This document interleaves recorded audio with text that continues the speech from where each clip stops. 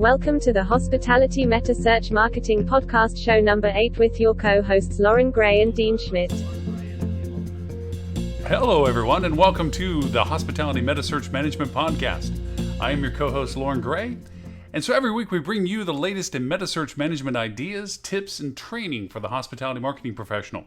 And now for our lead host, Mr. Dean Schmidt. Thank you, Lauren. Hello and welcome to the 8th episode of our Heavy Meta podcast.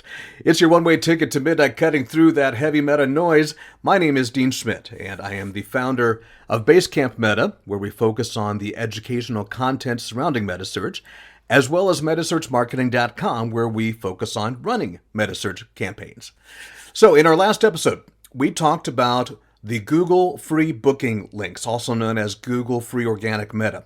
And today we're going to expand on that topic to discuss how Google is changing the digital marketing landscape for hospitality as a whole. So when we begin, let's first talk about branded versus non-branded search terms. In digital marketing, those are common terms that we use, right? And Digital Marketing 101 says own your branded search terms. As you get into non-branded search terms, it becomes a little more complex, but that's where we usually search for new business, people who were not already looking for us. All right, so when we think in terms of that branded search term, go ahead, for example, if you're at a computer, don't do this while you're driving or anything like that, but search for your favorite hotel by name. That is a branded search term, right? You type in whether a branded hotel, Marriott Courtyard, or an independent property, doesn't matter. Search for it by name, and you'll see the traditional search engine marketing results come up first on the left-hand side. You've got your pay-per-click. You've got all that information that we've spent a lot of time as digital marketers optimizing and making sure that we owned that space. And then a little further down from that, you have the organic results or the search engine optimization. And then off to the right-hand side, you have the Google My Business page off to the right. That is where your Metasearch lives, where you see those individual points of sale. Now, we already know that right-hand side of the screen, if you Google and look up different heat maps as to where eyeballs tend to go, it is over there. And yes, that is cannibalizing from your search engine marketing. Google knows this. It's not by accident. And don't think that Google's getting shortchanged on anything. Believe me, they're still making their money off of that. But now, by way of comparison, let's do another search for hotels. But this time, do it as hotels in a city. Let's say, for example, hotels in Dallas. So that is a non-branded search term. Now I'm just looking for hotels in an area not specific to any one property. Now here again, in those results, you may see some pay-per-click options up at the top of that search engine result page, or SERP as it's called in digital marketing.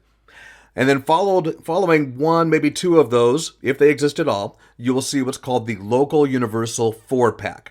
Now, this is composed of several different things. Well, 4 different things to be precise. One of those is usually a hotel that you've looked at before. Google knows, hey, this user tends to prefer this type of hotel or has looked at this hotel before, and so it may give it preferential placement in those top 4. As long as it meets a few other criteria. One of those being that it has availability. Another one being that it doesn't have just terrible guest reviews. And then also another one being what kind of deal. So the rating of the hotel, what kind of a deal are they offering? Have I looked at it before? All of those are things that are going to influence the ranking of those first 4. Okay, so now we've got those first 4, and the chances are you probably don't scroll down below that section. Everything below that now becomes below the fold, as we call it. But more importantly, right at the bottom of that immediate section, you'll see a link there that's going to say something along the lines of View 250 Hotels. So I can click on that to look at all of the hotels in the area. I don't need to scroll down, nor does Google actually want me to. This now takes you to Google's immersive travel page, and now you're in an entirely separate ecosystem of digital marketing.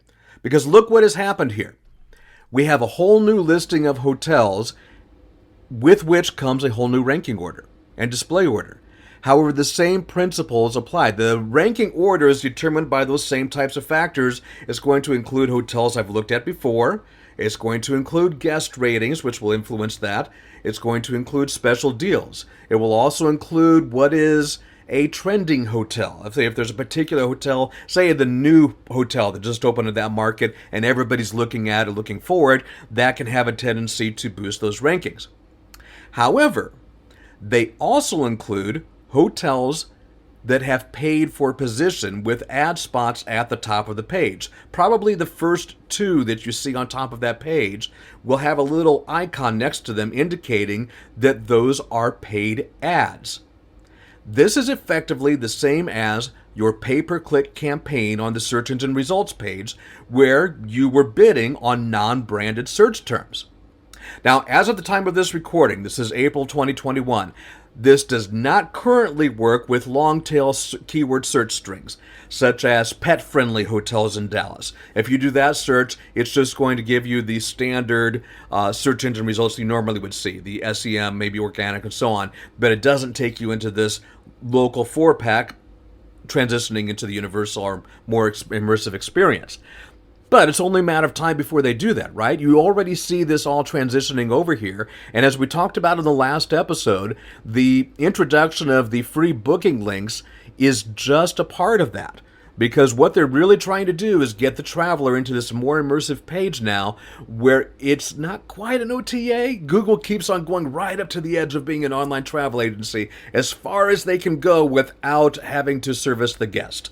It's really what they're trying to do. They want somebody else to do that part of it. So as we think about this, we need to consider how these all apply also then at the various stages of the marketing funnel. Now, first, let me define the latter in case that's a term you haven't heard before. There are various definitions to what a marketing funnel is and various stages to it. Some people will say that there are 7 stages. I've heard 5 stages. I'm going to use an example that kind of summarizes it in 3 stages. At the top of my marketing funnel, I have prospecting. This is very high level, and this is where I'm looking for new business. So these are things where I know that Dean likes long walks on the beach in the month of September. He fits a certain demographic profile that I want to market to. And so I'm going to, whether it be by direct mail, by email marketing, by banner ads, display, some way, shape, or form, I want to target that user and get in front of them while they're in that dreamer stage, another term that's used for that. By way of comparison, there's the next middle funnel, which is called driving intent. So at this stage now, I've kind of decided that I'm going to do something. I just don't know what it is yet. So yeah, I want to travel. A lot of people coming out of COVID right now especially have determined, yes, I want to travel this summer, but they don't know what that means, where it is, what it is, how it is. They haven't decided any of those things. So driving intent now, that's a little bit more of an engaged user, and so now we're trying to target that person. And at the bottom of the funnel, we have what's called direct response. Direct response is kind of neat because this is a level where, yes, I've decided that I'm going to Dallas. I probably know which hotel or at least a good idea as to what area I want to be in. Now it's just a question of how I'm booking it. So because of that, it has a direct correlation between the click and the booking. When we start talking about attribution models with 30-day look-back windows, last touch, view through, all those different things, none of that applies at this level. Because at this level, I'm talking about they clicked it, they booked it, or they didn't, whatever the case may be. So when I talk about conversions from direct response, and by the way, that's where Metasearch lives, I'm talking about a direct correlation between those two.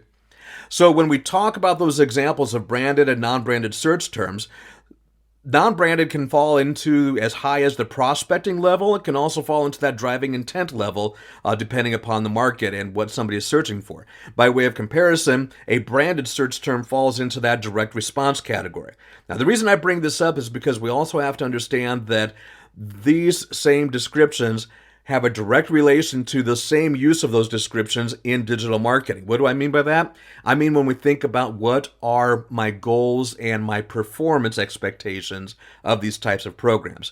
If you're getting a 10-to-1 return on your Metasearch or any of the direct response campaign, that's fantastic. That doesn't mean you're going to get the same thing from a prospecting type of campaign, right? That doesn't mean you don't do the prospecting. It just means you have to have a better understanding of what are my goals here. My goals are to get new business. Well, new business costs more. It's harder to get than somebody that was already looking for me, and I'm trying to have a channel shift impact on that.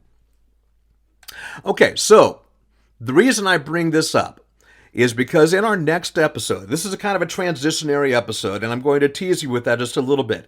In our next episode, we're going to take a closer look at the new program from TripAdvisor called TripAdvisor Plus. And to better understand that, we needed to talk about, A, what Google is doing with their transition into a verticalization of the hospitality marketing and digital, and B, what this marketing funnel looks like, because we'll be discussing where that TripAdvisor Plus program fits within this marketing funnel. So, that said, like I said, it ties directly into our conversation for episode 9, talking about TripAdvisor Plus, so be sure to tune into that. Hit that subscribe button, you'll get notified of any new and upcoming programs. Shameless plug, of course, we've developed a program designed to enable small hotels to take advantage of Google's Metasearch, including their free organic, and we can also help you run your Metasearch campaigns across all channels and provide consultative services, even RFPs, to help you find the right technology vendor to support that. So thank you for listening today. I hope you found this both enjoyable and useful, and we'll tune in to the next podcast. We would love to hear from you, by the way. Love to learn more about what questions you have. What topics would you like us to cover? You can reach out to us by way of info@basecampmeta.com, and we'll be sure to add your questions to the next show. Again, in the meantime, be sure to subscribe to our podcast and become that upfront fanatic tearing down the barricades to reach the stage. Lauren, back to you. Thank you, Dean, for that. Remember, you can find us on Google Play, Apple iTunes, Stitcher, Spotify, TuneIn, Podcast Breaker, and Acast. We're even on Amazon's Alexa, Google Assistant, and Siri. Just ask to play the Hospitality Metasearch Marketing Podcast. And no matter which one you may use, if you like the show, please subscribe with us, rate us, and leave us a comment. That will help others find our content as well.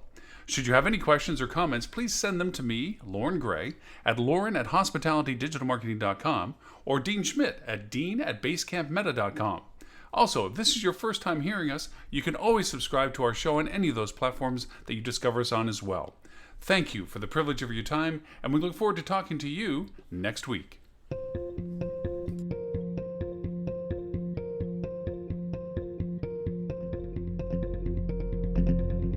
You have been listening to the Hospitality Metasearch Marketing Podcast, show number 8, brought to you by Hospitality Digital Marketing and Basecamp Meta. All rights reserved. Copyright 2021.